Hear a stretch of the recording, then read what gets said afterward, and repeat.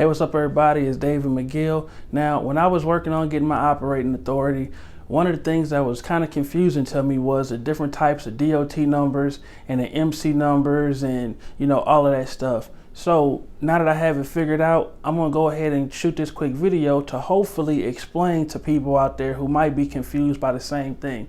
Now, this video is going to be a quick summary. So if you'd like to get, more detailed information, straight from the governmental website, I wrote the site right here on the board that you can check out. It's fmcsa.dot.gov. Now, one thing that was confusing to me about DOT numbers is here in Indiana, I would see vehicles riding around that would have, Indiana DOT numbers. But then I'd also see other trucks and vehicles that would have, US DOT numbers. I've seen things like MC numbers. Wasn't sure what, a lot of that stuff meant and what the differences were.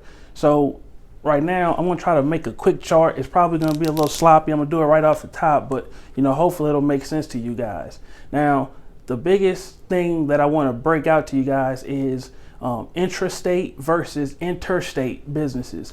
Now, by intrastate, we mean that's a business that stays within the same state. You don't cross state lines.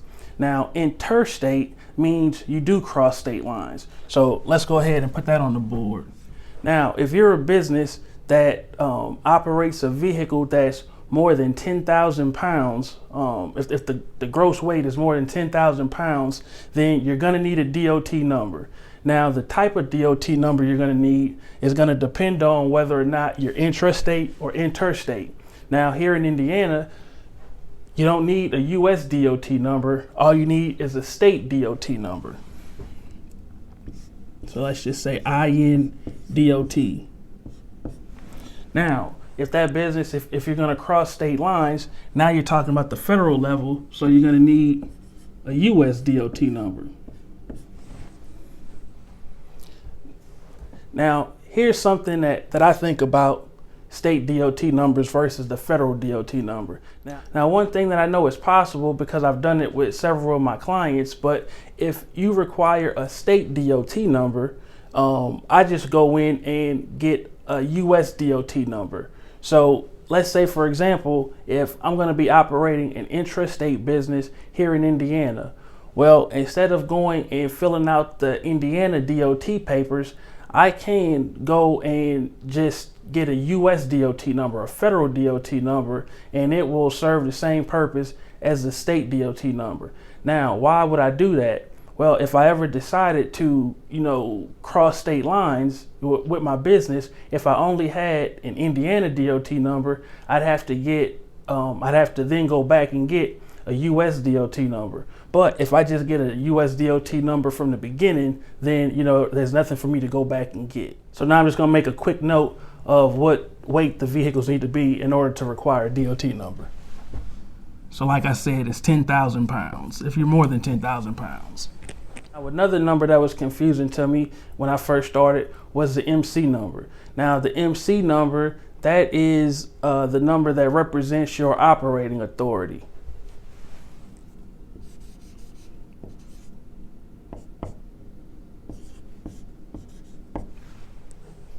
Now, who needs to have an MC number?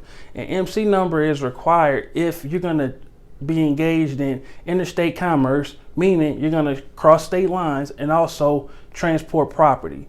Now, most trucking businesses out there, if you're a hot shop business or you're a semi-truck business and you're gonna be hauling trailers and hauling goods across state lines, then that's a clear indication that you need an MC number or operating authority. Now, you can obtain your MC number and your US DOT number with the same application. Again, you can go to the FMCSA website and find that application. And for the MC number and DOT number together, you're going to be paying a fee of $300. Now, like I suggested earlier, if you are an intrastate carrier and instead of getting your state DOT number, you decide to get the US DOT number, you can go to complete that application and it won't cost you anything.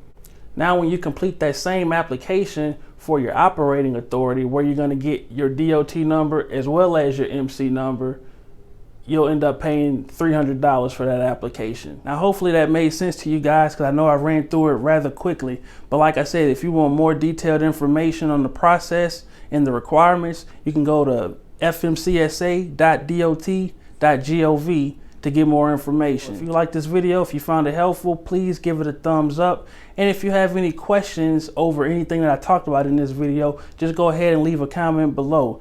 If you haven't already done so, please subscribe to the channel. And if you know somebody else who could use this information, feel free to share this video with them. Thanks again for watching.